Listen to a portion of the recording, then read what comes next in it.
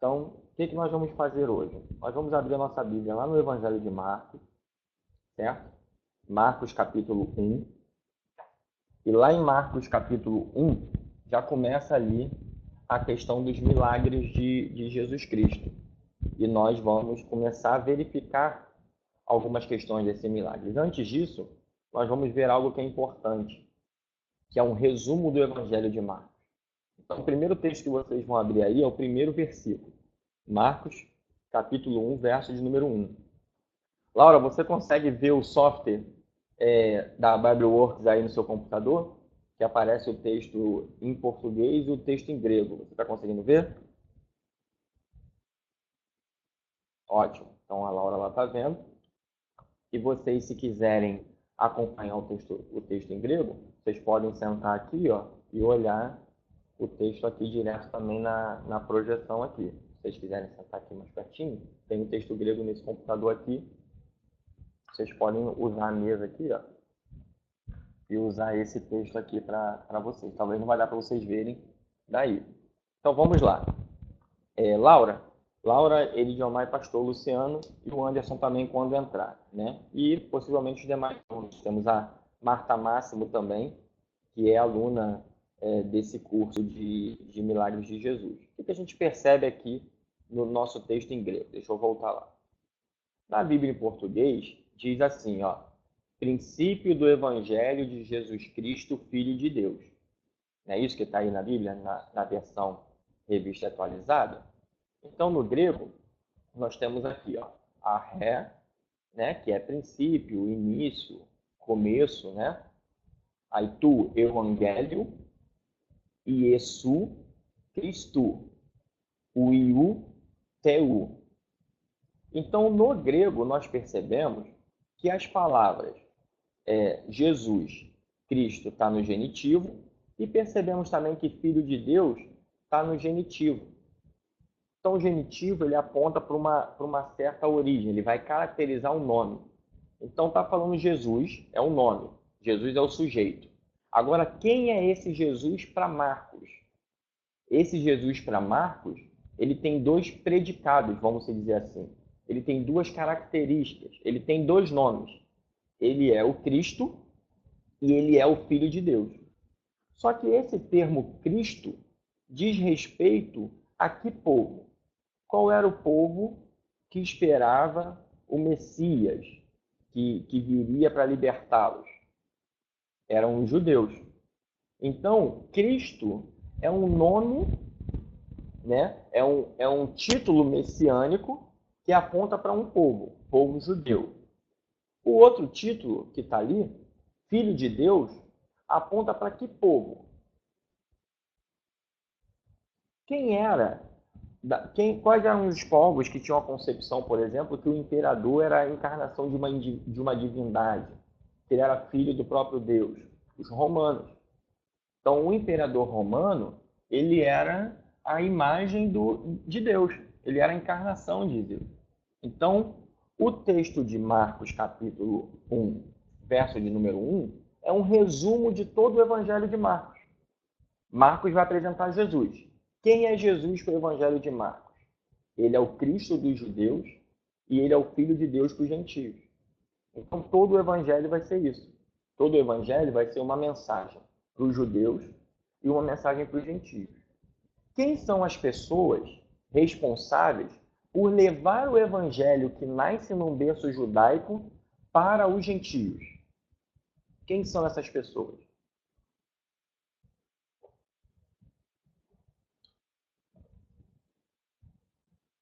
O evangelho, ele nasce num berço judaico. Mas esse evangelho tem que chegar até os confins da terra. Esse evangelho não fica parado lá em Jerusalém. Ele não fica parado na Palestina, certo? Marcos, capítulo 16, verso de número 15, diz o quê?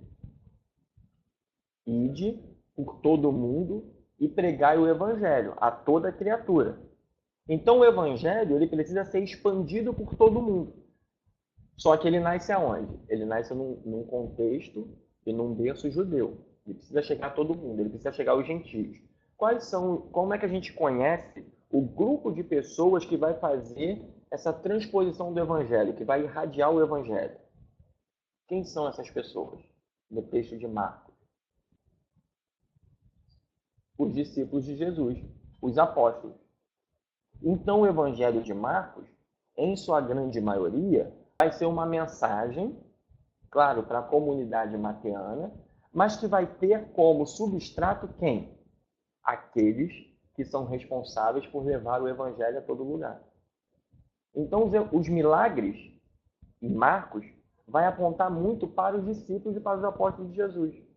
Eles vão revelar algumas condições desses discípulos quando começa a falar dos milagres. Em Mateus, os milagres tinham uma outra ênfase. Qual era a ênfase do Evangelho de Mateus? Vocês lembram? Era mostrar a igreja. Então, os milagres apontavam em Mateus para a igreja. Os milagres em Marcos apontam para os discípulos. Então, hoje, antes de começar a ver alguns milagres de Marcos, nós vamos aprender um primeiro ponto aqui. Qual é o primeiro ponto que nós vamos aprender? Nós vamos pegar um milagre do Evangelho de Mateus, nós vamos pegar o mesmo milagre no Evangelho de Marcos, e nós vamos ver que o mesmo milagre ele é aplicado de maneiras diferentes pelos autores dos Evangelhos. Ok? Então, tudo bem? Laura, está tudo bem até aqui? Então, vamos lá. Vamos agora abrir lá em Mateus. Nós vamos para Mateus, capítulo de número 8. Nós vamos ver agora o milagre da tempestade de Jesus e depois nós vamos ver o mesmo milagre no Evangelho de Marcos, que é Marcos capítulo 4, verso de número 35. Ok? Então, semana passada, nós vimos uma coisa. Nós vimos o seguinte. Em Mateus, o milagre de Jesus acalmando a tempestade tem como substrato uma ordem de Jesus para os discípulos, e essa ordem dizia o seguinte: vamos passar para o outro lado. Mateus capítulo 8, verso de número 18. Vamos passar para a outra margem. Né? Vendo Jesus, muita gente ao seu redor, ordenou que passassem a outra margem. Nós vimos que a outra margem diz respeito a qual povo? Ao povo gentio. E nós vimos também no nosso último encontro que havia uma resistência do povo judeu de pregar o evangelho para os gentios, uma resistência a passar para outra margem. Então, o milagre do evangelho, o milagre da tempestade no evangelho de Mateus, nos ensina que, quando nós formos fazer a vontade de Deus, quando nós formos fazer aquilo que Deus manda, que é pregar o evangelho, mesmo que isso signifique passar para terras distantes, nós vamos enfrentar o quê? Tempestades. Ok? As tempestades, elas vão vir. Porém, nós temos uma opção quando a tempestade vem, enquanto estamos fazendo a obra de Deus. A primeira opção é ficar desesperado e com medo. A segunda opção qual é? Descansar. Porque se Jesus está no mesmo barco, é isso que importa. Então, quando nós estamos fazendo a vontade de Deus, Jesus está no mesmo barco que nós. Isso impede que a tempestade venha? Não. A tempestade vai vir. Então, a gente ou fica com medo ou a gente descansa. Mas o que importa é, se Jesus está no mesmo barco, nós vamos chegar na outra margem e vamos cumprir a vontade de Deus. Porém, nós vimos também que tem desculpas para não seguir a vontade de Deus. Lembram das desculpas? Qual eram as desculpas? Deixa eu enterrar meu pai primeiro, ou seja, a família. Eu tenho minha família. Eu tenho minha casa para cuidar, não posso seguir a vontade de Deus. É uma desculpa que está lá no verso de número, está antecedendo esse milagre da tempestade. No verso 21 fala: e o outro discípulo disse a Jesus: permita-me primeiro sepultar meu pai. Então, deixa meu pai morrer primeiro e depois eu vou te seguir. E aí Jesus já entra no barco e segue. Jesus não tem tempo para isso. Né? E vai dizer: deixe que os mortos sepultem os seus próprios mortos. Ou seja, a obra de Deus é urgente, a obra de Deus é agora, é enquanto está vivo. Então tem que fazer ela. E tinha aqueles outros que queriam, não queriam abrir mão do conforto, né? Então tinham casa, tinham onde dormir, mas seguir a Jesus significava saber que o Filho do Homem não tem nem aonde reclinar a cabeça. Verso de número 20. Então, milagre da tempestade, recapitulando o que nós vimos na semana passada no Evangelho de Mateus. Ele é um aviso para que aqueles que querem seguir a Jesus vão enfrentar tempestades, mas o mais importante é saber que Jesus está no mesmo barco. Quando Jesus está no mesmo barco, a gente não precisa ter medo, não precisa se desesperar. O que a gente precisa é descansar no Senhor e confiar que Ele vai fazer com que a gente chegue na outra marca. Ok? Agora nós vamos ver o mesmo milagre no Evangelho de Marcos. E nós vamos perceber que há diferença. Há diferença de um milagre para outro. Há diferença na ênfase de um milagre para outro. Então vamos lá. Marcos, capítulo de número 4, verso de número 35. Diz o seguinte: naquele dia, sendo já tarde, disse Jesus: passemos a outra margem. Então, quem é que manda os discípulos passar para outra margem? A ordem vem de Jesus. É Ele quem dá a ordem para que ele, juntamente com os discípulos, cheguem a outra margem. Ok? Verso de número 36. Eles, despedindo a multidão, o levaram assim como estava. Então, vamos lá. A gente vai fazer uma viagem de barco. Nós vamos atravessar para uma outra margem. Então, é necessário preparar o barco para a viagem. Há uma preparação para a viagem. O mar da Galileia, ele sobe a maré dele muito repentinamente. E quando a maré sobe, há tempestades no meio do mar da Galileia, no meio do lago, né? Então, isso exige uma preparação. Isso exige um certo cuidado na viagem.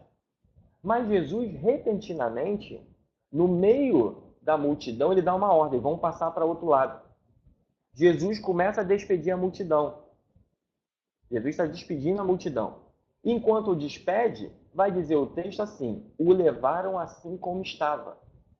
Isso significa que eles não prepararam o barco para a viagem.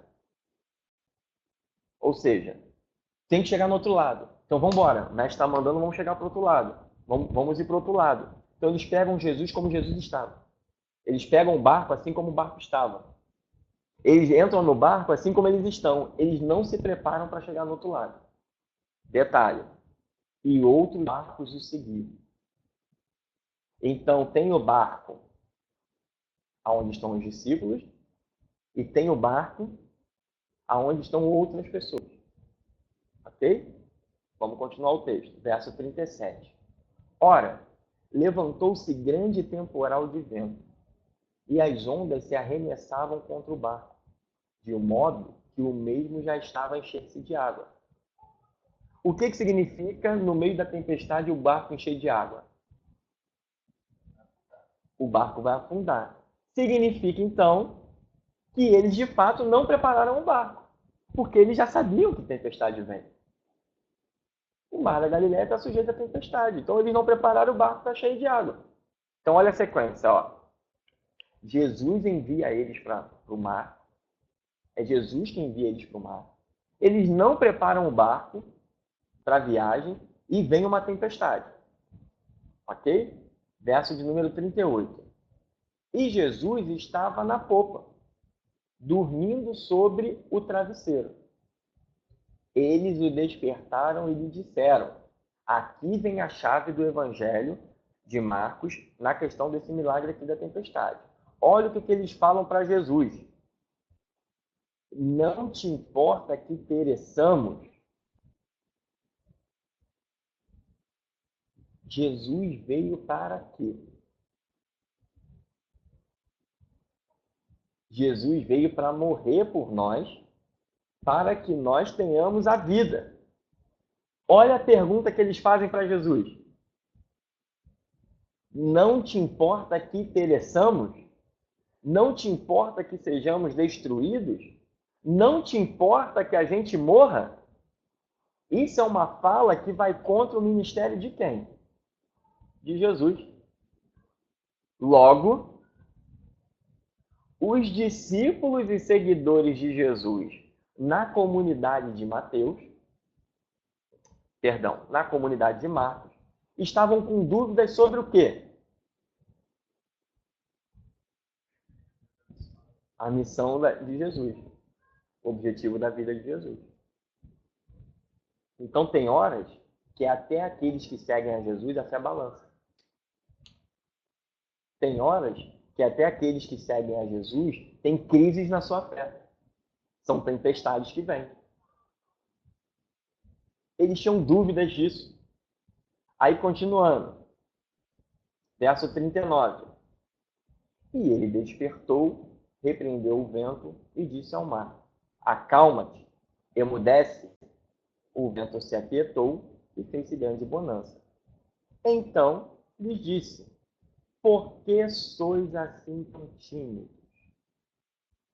Também pode ser traduzido como covardes. Que também pode ser traduzido como quem não tem fé. É o que ele vai falar logo a seguir. Como é que não tendes fé? Então, qual é o problema dos discípulos no Evangelho de Marcos?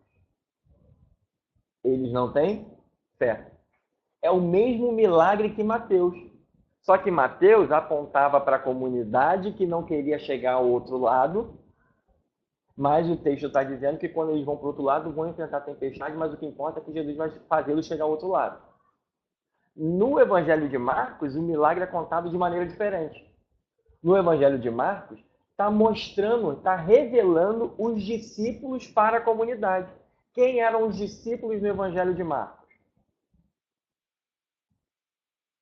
Quem eram os discípulos no Evangelho de Marcos? Homens sem fé.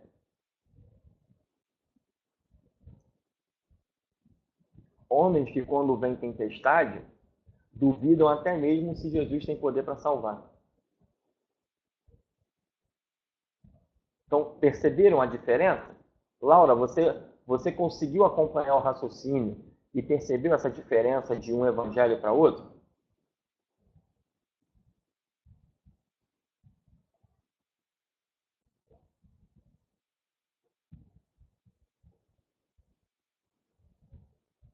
Espera a Laura responder aqui.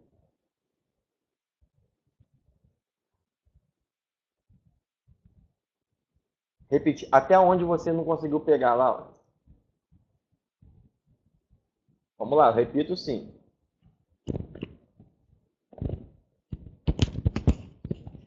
Vamos lá, melhorou o som agora?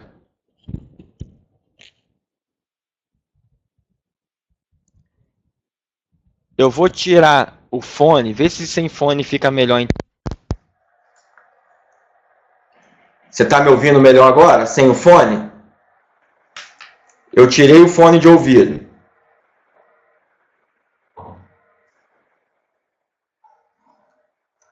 Perguntar para a Laura aqui, me ouve bem? Melhorou agora?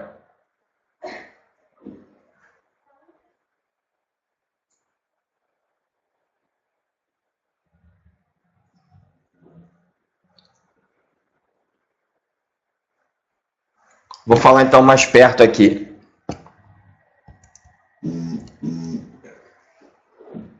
Bom, vamos lá. No Evangelho de Mateus, o milagre da tempestade no Evangelho de Mateus, o mesmo milagre, ele aponta para uma realidade da igreja, da comunidade mateana.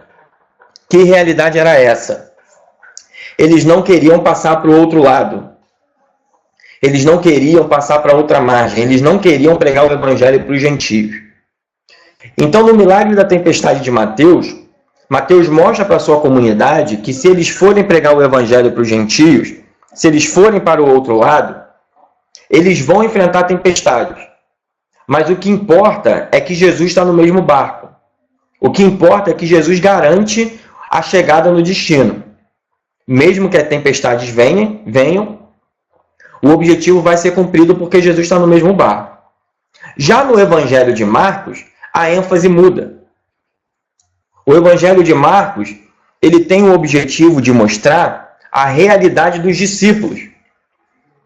Como nós vimos lá no versículo 1 do Evangelho de Marcos, vai falar princípio do Evangelho de Jesus Cristo, Filho de Deus. É um resumo de todo o Evangelho. O Evangelho ele nasce num berço judaico, mas ele tem que ser expandido para todo mundo, ele tem que ir até os confins da terra. Aí nós lemos o texto de Marcos, capítulo 16, verso de número 15, que diz o seguinte: ide por todo o mundo e pregai o Evangelho a toda criatura. Então, a comunidade de Marcos, ela tem um desafio. Qual é o desafio dessa comunidade? Ir por todo mundo pregando o Evangelho. Essa é a missão dessa comunidade. Porém, a gente precisa entender uma coisa. Como é que nós conhecemos o grupo de pessoas responsáveis, naquela época, por expandir esse Evangelho? Nós conhecemos essas pessoas como os apóstolos, como os discípulos de Jesus. Então, os milagres em Marcos, eles tendem a mostrar a realidade e a condição espiritual dos discípulos, daqueles que seguiam a Jesus. Então, nós estamos analisando agora o mesmo milagre que nós vimos em Mateus, o milagre da tempestade. Então, Marcos, capítulo 4, verso de número 35. Lá vai dizer o seguinte: naquele dia, sendo já tarde, disse-lhe Jesus: passemos para outra margem. Então, Jesus é quem envia os discípulos para o mar. É Jesus quem aponta o caminho, é Jesus quem aponta onde eles têm que ir. Verso 36. E eles, despedindo a multidão, o levaram assim como estava, no barco. Então, olha o que diz aqui, ó. Levaram Jesus assim como ele estava. Ou seja, o barco não foi preparado para a viagem. A prova que o barco não foi preparado é o verso que vai vir a seguir. Ora, levantando-se grande temporal de vento e as ondas se arremessavam contra o barco, de modo que o mesmo já estava a encher-se de água. Então o barco não foi preparado, vinha a tempestade e o barco estava enchendo de água. O que os discípulos fizeram? Mestre, não te importa que pereçamos? Só que Jesus veio justamente para que tenhamos vida. Jesus veio justamente para morrer, para que nós pudéssemos viver. E a pergunta dos discípulos: mestre, não te importa que pereçamos? Mestre, não te importa que a gente seja destruído? Mestre, não importa que a gente morra? Então eles estão dizendo que Jesus, ou eles estão induzindo que Jesus não tem nenhuma preocupação com a vida. Isso coloca em dúvida o quê? Você consegue responder? O que está em dúvida aqui por parte dos discípulos?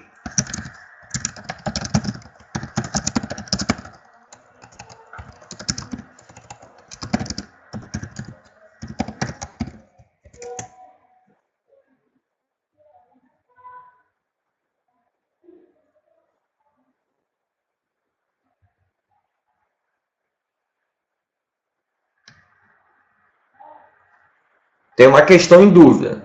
Então, o que é que está em dúvida por parte dos discípulos? Esperava a Laura responder aqui para ver se ela está acompanhando o raciocínio. Que Jesus pode resolver o problema e eles vão morrer.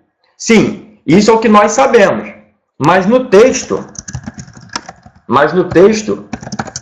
o que os discípulos indagam? Isso é o que nós sabemos.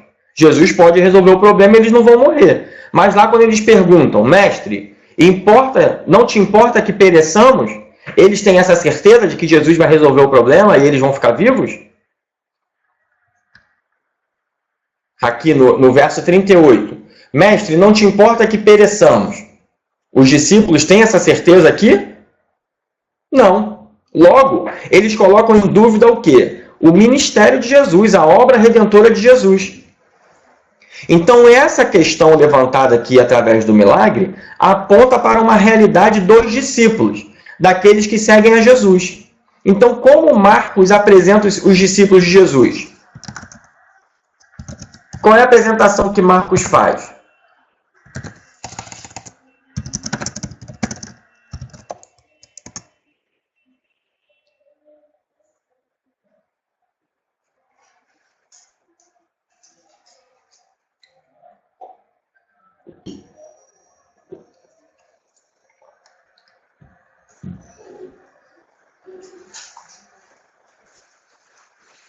de pessoas que duvidam isso aí.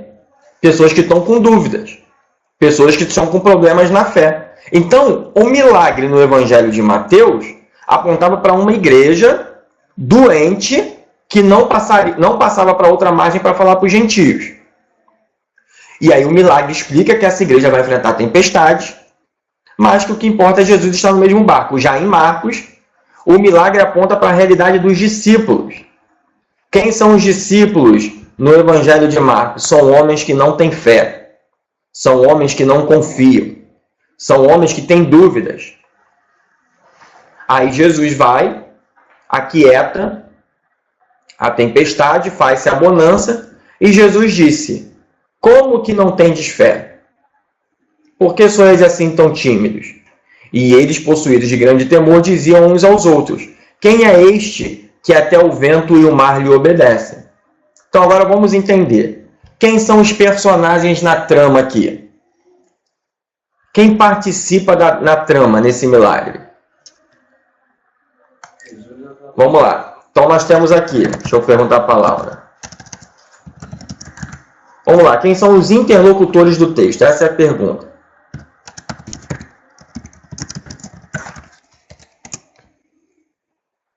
Vamos lá, isso, a Laura já respondeu aqui. Um é Jesus, beleza? Então nós temos Jesus, nós temos os discípulos, nós temos mais quem? Tem mais gente. Tem os outros barcos. Tem os outros barcos. Tem os outros barcos. E tem o autor, o narrador. Ok? Então nós temos o autor, narrador do milagre, nós temos Jesus, nós temos os discípulos e nós temos o outro barco. Vamos lá. O texto foi escrito para um público, para a comunidade de Marcos, para os leitores de Marcos. O leitor que está lá tendo contato com o texto, ele se enquadra aonde nesses interlocutores aqui? Nos outros barcos. Qual é a pergunta que está se fazendo para os leitores? Quem é este? Até o vento e o mar. Não, vamos pensar? Vamos desenhar aqui?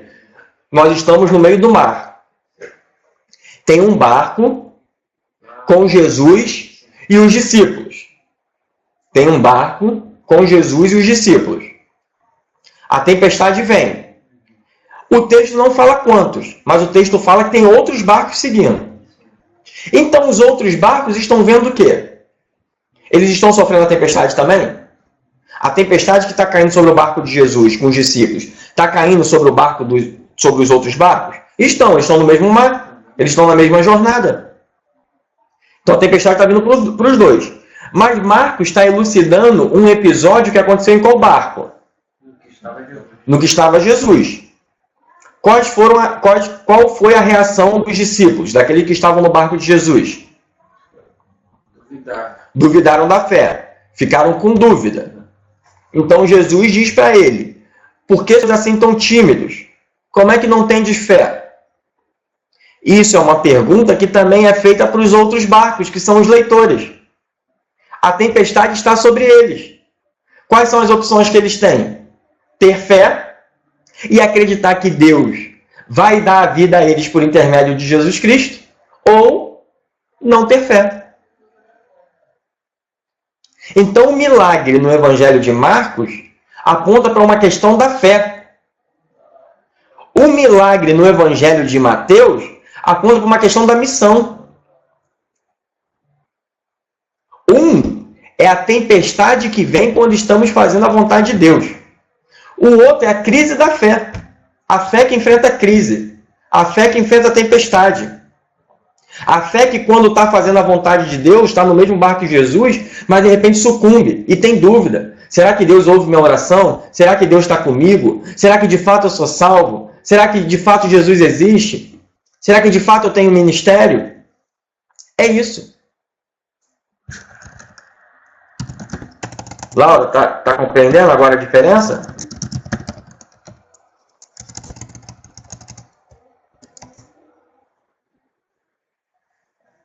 Vocês aqui estão entendendo? Está dando para pegar? Então, olha que coisa interessante. É óbvio, o evangelho é sinótico. Então, o mesmo relato de Mateus está em Marcos. Mas é muito diferente a aplicação de um milagre e de outro milagre. Não é muito diferente?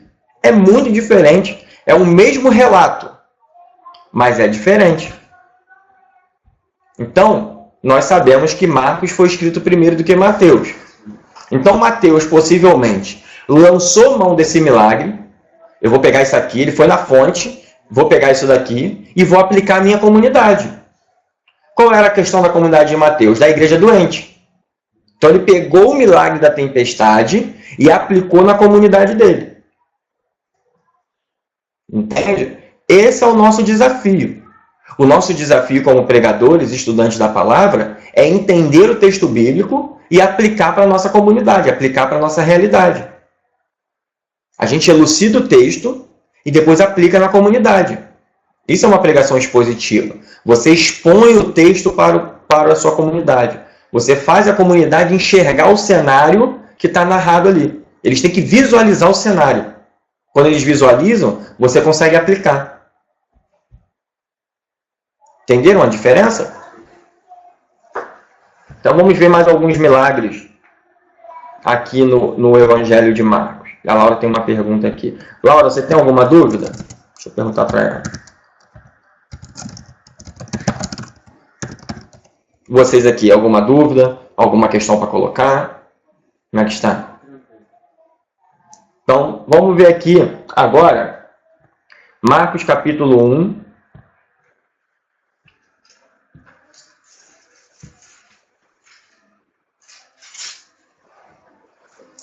Marcos capítulo 1, verso 15. O tempo está cumprido.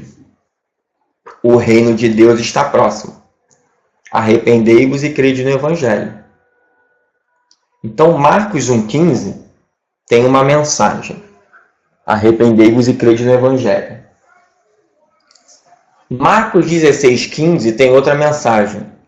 Ide por todo mundo e pregai o Evangelho a toda criatura. Então, nós estamos aqui diante de um Evangelho que fala do discipulado. Do discipulado. Por isso que muito da narrativa de Marcos vai apontar para discípulos. Vai apontar para aqueles que seguiam a Jesus. Como é que se inicia? A partir de quando nós iniciamos o discipulado com alguém? A partir da conversão. A partir da conversão. Quem não é convertido, nós evangelizamos. Quem é convertido, nós discipulamos. Então, arrependei-vos e credes no Evangelho é a primeira mensagem que tem que ser pregada para o mundo. Quando a pessoa entrega a vida para Jesus, nós convidamos ela para o discipulado. Então, Jesus aqui agora, narrado por Marcos, vai estar chamando homens para segui-lo. Caminhando Jesus junto ao mar da Galileia, viu os irmãos Simão e André, que lançavam a rede ao mar, porque eram pescadores. Disse-lhe Jesus: vinde após mim, eu vos farei pescadores de homens. Então eles deixaram imediatamente as redes e seguiram. Não há questionamento, não há dúvidas aqui. Há uma aceitação do chamado de Cristo e imediatamente eles começam a seguir a Jesus. Pouco mais adiante, viu Tiago, filho de Zebedeu, e João, seu irmão, que estavam no barco consertando as redes, e logo chamou. Deixando eles no barco, a seu pai Zebedeu com os empregados, seguiram após Jesus. Então, olha só. Marcos 1,18. Eles deixaram imediatamente as redes e os seguiram. Qual era o meio de sustento aqui de Simão e André? A pesca. Eles largam o que aqui? As redes, os seus instrumentos de trabalho, e passam a seguir a Jesus. Então, eles abriram mão do seu sustento e confiaram o seu sustento ao Senhor.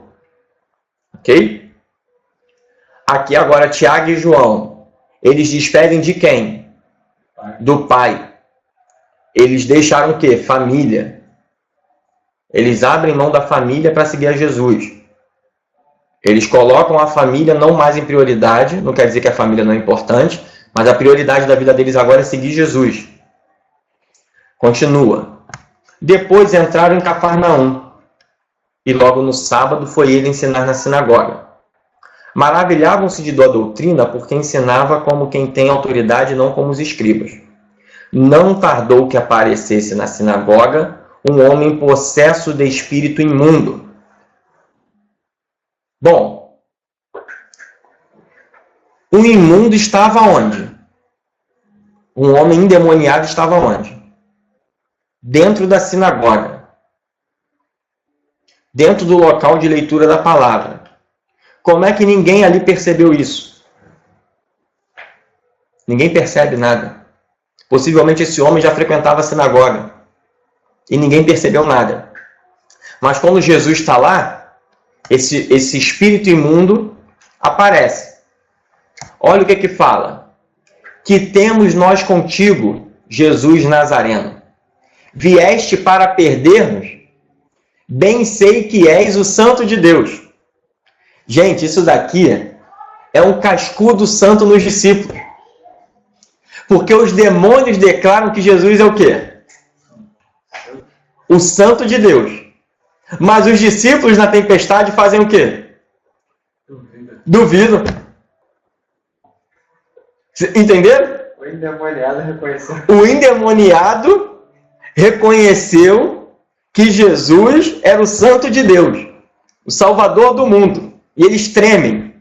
Vieste aqui para perder-nos? Vieste daqui para acabar com a gente? É o mesmo verso aqui que é a chave, por isso tem que saber grego. É o mesmo verbo que utiliza na tempestade. Apolesai. É o mesmo verbo. Aqui, ó. Então, os demônios falam: Jesus Nazareno, o que nós temos contigo? Vieste aqui para acabar com a gente? Vieste aqui para que nós pereçamos? Nós sabemos que tu és santo de Deus. Aí vem, verso 25. Jesus o repreendeu e disse: cala-te e sai desse homem. Então o espírito imundo, agitando-se violentamente, bradando em alta voz, saiu dele.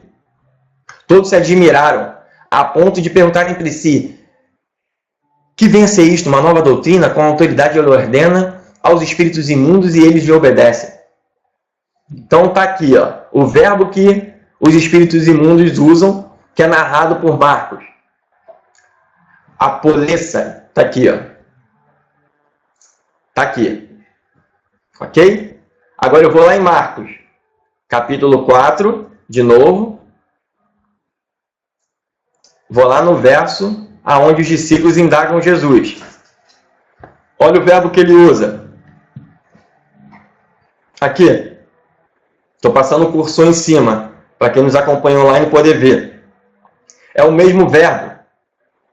Apolume. É o mesmo verbo. Então, os espíritos imundos reconhecem que Jesus é o Santo de Deus, mas quem não reconhece? Os discípulos. Aqueles que seguiam a Jesus não reconheciam o poder dele, a santidade dele, a obra dele, a missão dele. Então, o texto os milagres aqui em Marcos, eles vão apontar para uma realidade dos discípulos. Eles vão apontar agora para a condição daqueles que seguem a Jesus. Então, quando a gente inicia um discipulado com uma pessoa, é óbvio que a pessoa entregou a vida para Jesus. É óbvio que a pessoa já tem Jesus no coração dela. É óbvio que ela está ávida por conhecer mais de Deus. Mas estamos aqui diante agora de discípulos que largaram tudo para seguir a Jesus, mas que não reconheciam Jesus como aquele que podia levar eles da tempestade, por exemplo. Continuando. Deixa eu perguntar aqui para a Laura se ela está acompanhando. Laura, acompanhando? Tudo bem? O áudio melhorou um pouco?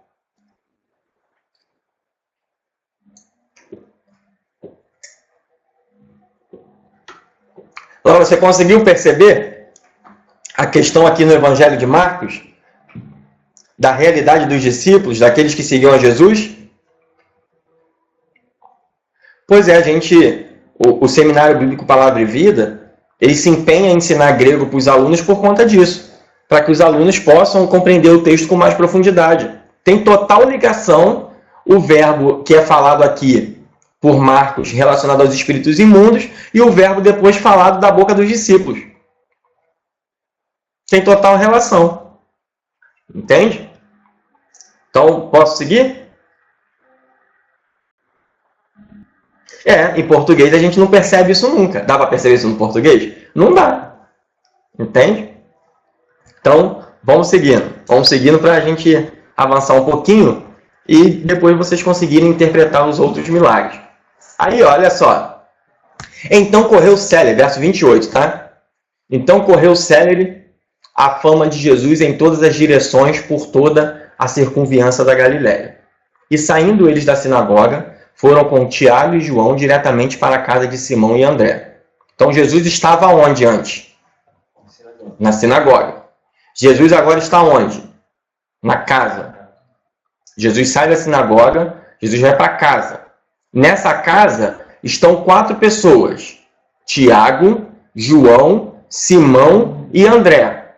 Eram os 4 que nos versos anteriores que nós vimos acabaram de largar tudo para fazer o quê? Seguir a Jesus. Então, o milagre que vai vir agora aponta para aqueles que estão seguindo a Jesus. Ok? Aqueles que estão andando atrás de Jesus. A sogra de Simão achava-se acamada, com febre, e logo lhe falaram a respeito dela. Então eles falam, olha, a sogra de Pedro está lá com febre. Então, aproximando-se, tomou pela mão, a febre passou e ela passou a servir. Bom, tinham 4 pessoas na casa. Pedro, André, Tiago e João. Mas Jesus só foi servido quando aconteceu o quê? Quando a cura. Então, quem estava doente? A mulher, a sogra, só não serviu Jesus por quê? Porque ela estava com febre. E os discípulos, por que eles não serviam a Jesus? Porque eles estão doentes ainda. A doença da falta de fé. Então, não servir a Jesus é uma patologia. Olha como é que o texto é sutil. Ó. Não é tão difícil perceber. Eles chegam na casa, aqui relata. Mateus não coloca quem está na casa, com tanta precisão aqui, como Marcos. Mas aqui fala, ó. E saindo eles da sinagoga foram com Tiago, João, diretamente para a casa de Simão e André. Então, no mínimo, tinham 4 discípulos lá. Mais Jesus, 5, e tinha a sogra doente. Eles apontam, né? O verso de número 29, não, verso 30. A sogra de Simão achava-se acamada com febre e logo lhe falaram a respeito dela. Então, quando chegaram na casa, qual foi a primeira coisa que falaram? A sogra está doente. Ó, a sogra de Pedro está doente.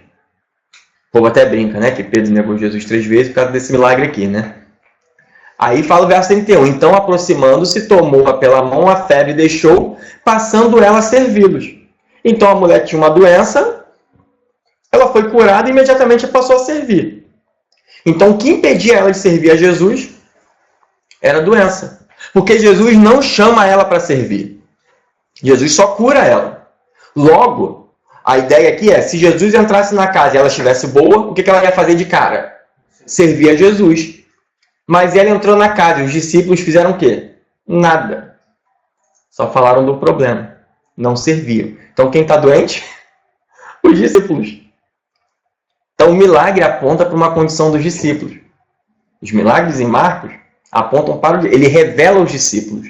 Ele mostra quem são aqueles que seguiam a Jesus. Falta de fé. Os discípulos têm falta de fé. Entende? Como é que eles, de quem que eles precisam para caminhar? Jesus.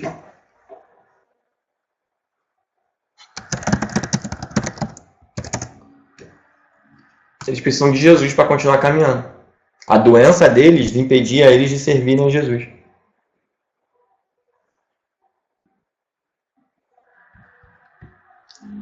Continuando. À tarde, ao cair do sol, trouxeram a Jesus todos os enfermos e endemoniados. Ó, tem uma mulher doente, a mulher é curada, ela começa a servir a Jesus. Agora vão trazer a Jesus todos os enfermos e endemoniados. E o verso 33 vai dizer que toda a cidade estava reunida à porta. Então, ó, sinagoga, casa, cidade. Guardaram a sequência? Ó, sinagoga, casa, cidade. Ele curou muitos doentes de toda sorte de enfermidade. Também expeliu muitos demônios, não lhes permitindo que falasse, porque sabiam quem ele era. Quem ele era, no caso dos demônios, né? Impedindo os demônios que falassem de Jesus. Ok? E tendo-se levantado alta madrugada, saiu, foi para um lugar deserto e ali orava. Procuravam diligentemente Simão e os que com ele estavam. Tendo-o encontrado, lhe disseram: todos te buscam. Jesus, porém, lhes disse: vamos a outros lugares, às povoações vizinhas, a fim de que eu pregue também ali, pois para isso é que eu vim. Repare que tem um movimento de Jesus de dentro para fora. Princípio do Evangelho de Jesus Cristo, judeus. O Filho de Deus, gentios. Marcos 1, versículo 1. Marcos 16, 15. Ide por todo o mundo e pregai o Evangelho. O verso de número 33, o verso de número 37 diz o quê? Então, aquele lugar que Jesus estava, aquela cidade que Jesus estava, todos faziam o quê? Buscavam a Jesus, já procuravam Jesus, já sabiam que era Jesus, já sabiam para que ele tinha vindo. O que Jesus fala? Vamos agora a outros lugares, a fim de que eu pregue também ali, pois para isso que eu vim. Então ele é muito focado. Ele cumpre o ministério num lugar, ele vai para outro. Porque ele tem que chegar aonde? O Evangelho. A toda criatura em todo o mundo. Só que quem são as pessoas que vão levar esse Evangelho? Os discípulos, os apóstolos. Mas eles estão doentes, não conseguem servir.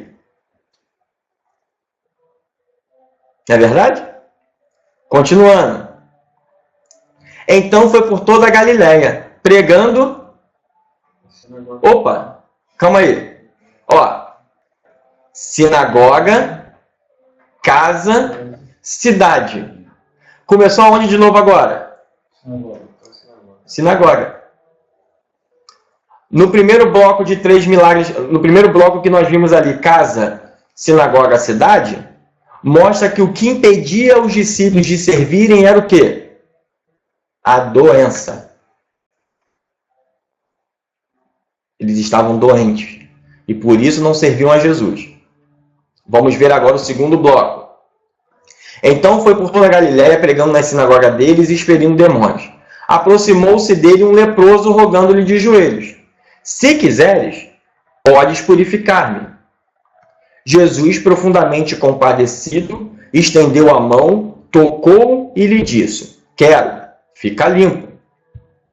No mesmo instante lhe desapareceu a lepra e ficou limpo. Fazendo-lhe então veemente advertência, logo o despediu. E lhe disse: olha, não digas a ninguém, mas vai, mostra-te ao sacerdote e oferece pela tua purificação que Moisés determinou, para servir de testemunho. Mas tendo ele saído, entrou a propalar muitas coisas e a divulgar a notícia, a ponto de não mais poder Jesus entrar publicamente em qualquer cidade, mas permanecia fora, em lugares ermos, e de toda parte vinha ter com ele. Então o homem tem uma experiência com Jesus, a impureza, a lepra o torna impuro, Jesus vai lá e purifica ele, Jesus limpa ele da lepra, Jesus diz para ele não contar a ninguém, mas o que ele faz? Ele conta para todo mundo. Ok? Ele não consegue. Ele vai lá e não se contém, conta para todo mundo. Dias depois entrou Jesus de novo em Cafarnaum e logo ocorreu que ele estava em casa. Calma aí. Casa é a mesma sequência do anterior. Sinagoga, casa, cidade. Mesma sequência. Aí agora, dias depois entrou Jesus de novo em Cafarnaum. E logo ocorreu que ele estava em casa. Muitos afluíram para ali, tantos que nem mesmo junto à porta eles achavam lugar, e anunciava-lhes a palavra. Alguns foram ter com ele, conduzindo um paralítico levado por 4 homens. E não podendo aproximar-se dele, por causa da multidão, descobriram o eirado no ponto correspondente ao que ele estava, e fazendo uma abertura, baixaram o leito em que jazia o doente. Vendo-lhes a fé, Jesus disse ao paralítico: Filho, os teus pecados estão perdoados. Mas alguns dos escribas estavam assentados ali e arrazoavam em seu coração. Por que fala deste modo? Isto é blasfêmia. Quem pode perdoar pecados, senão um, quem é Deus? E Jesus, percebendo logo por seu espírito que eles assim arrazoavam, disse-lhe: Por que arrazoais sobre estas coisas em vosso coração? Qual é mais difícil? Dizer ao paralítico: estão perdoados os teus pecados? Ou dizer: levanta-te, toma o teu leito e anda? Ora, para que saibais que o Filho do Homem é uma mensagem, Filho do Homem é um nome gentio, tem sobre terra autoridade para perdoar pecados, disse ao paralítico: eu te mando, levanta-te, toma o teu leito e vai para a tua casa. Então ele se levantou e, no mesmo instante, tomando o leito, retirou-se da vista de todos, a ponto de se admirarem todos e darem glória a Deus, dizendo: jamais vimos coisas assim. De novo, saiu Jesus para junto do mar, e toda a multidão vinha ao seu encontro e ele os ensinava. Olha, sinagoga, casa, agora ele está onde? Na cidade. Ele está no meio público. Quando ia passando, viu Levi, filho de Alfeu, sentado na coletoria, e disse-lhe: segue-me. Ele se levantou e o seguiu. Vamos agora analisar. Nós lemos todo o texto, mas vamos analisar agora todo. Vamos lá. Marcos capítulo 1, verso de número 41. Jesus, profundamente compadecido, estendeu a mão, tocou e disse-lhe: quero, fique limpo. Isso é um milagre do leproso. Então Jesus toca no leproso e o leproso fica limpo de sua impureza. Marcos capítulo 2,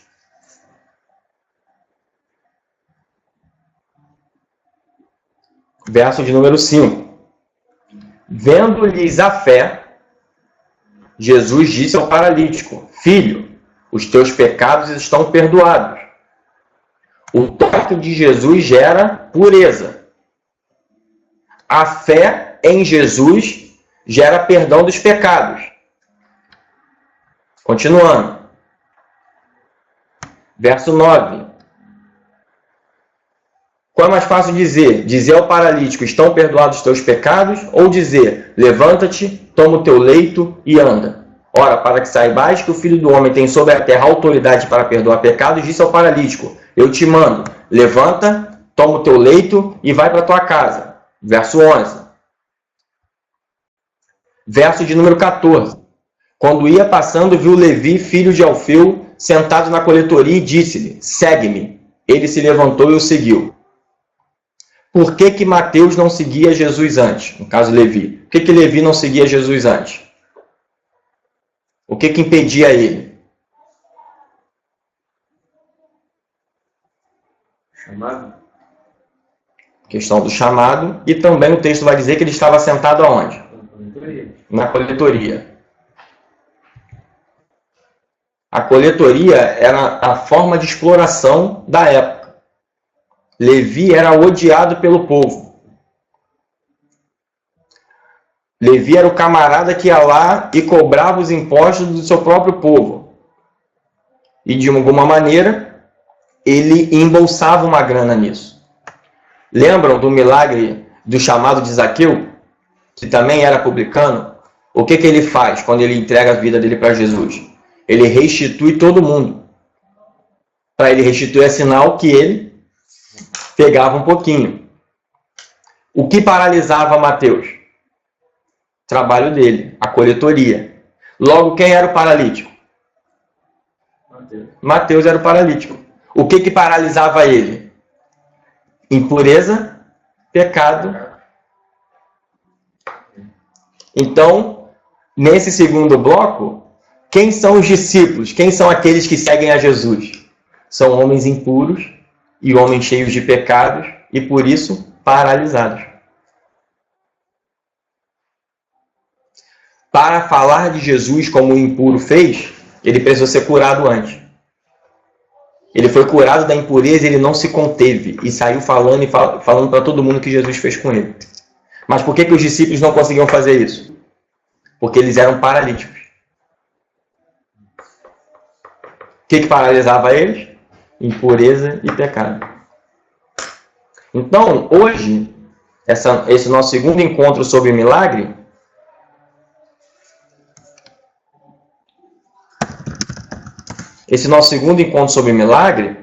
eu preciso que vocês entendam essa ênfase nos milagres do Evangelho de Marcos. No Evangelho de Mateus, aponta para a comunidade como um todo. No Evangelho de Marcos, isso é mais específico. Isso é mais específico para os discípulos. Laura, pergunta a Laura aqui. Você conseguiu perceber essa diferença entre os milagres em Mateus e em Marcos?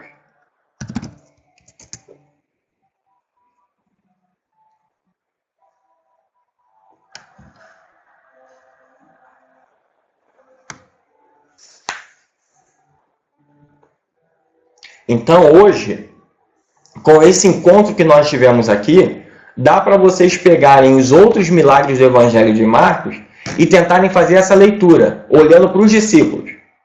Vocês leiam o texto, vocês leiam os milagres, prestem atenção nos interlocutores, que são os agentes do milagre, quem participa da trama, e tenta olhar para os discípulos.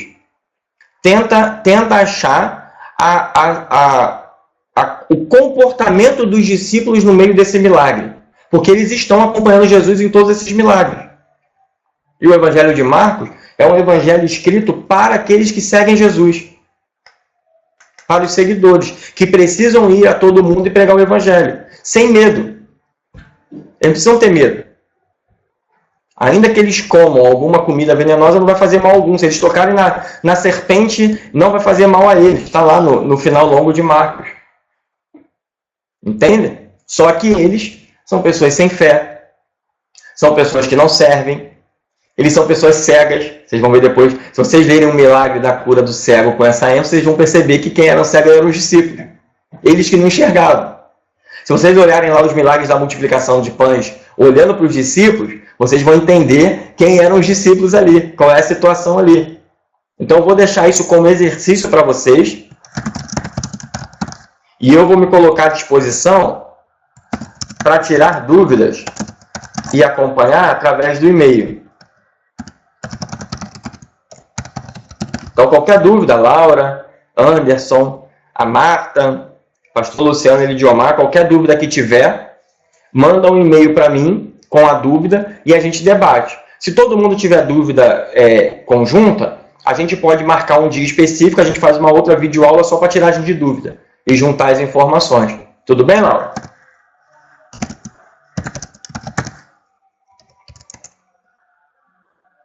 Então, Laura, hoje deu para você aprender mais um pouco? Foi tudo bem? Correu tudo bem? Você tem alguma dúvida?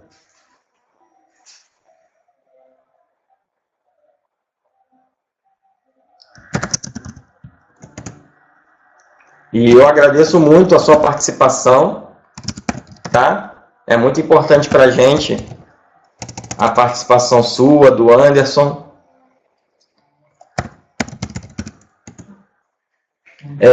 Sim.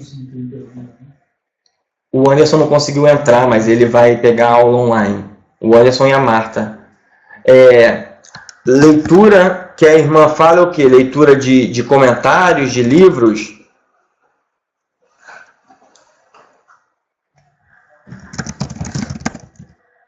Eu posso fazer o seguinte, Laura, eu vou compartilhar os meus livros em PDF.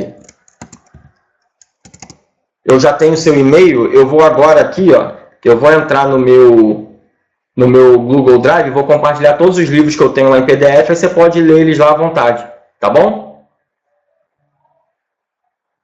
Então eu agradeço a vocês pelo encontro de hoje, vocês terem participado, agradeço a Laura, ao Anderson e a Marta, e que Deus possa abençoar a todos nós. Eu vou mandar por e-mail de todos vocês o calendário dos próximos cursos, e vai ser sempre uma honra ter todos vocês aqui conosco.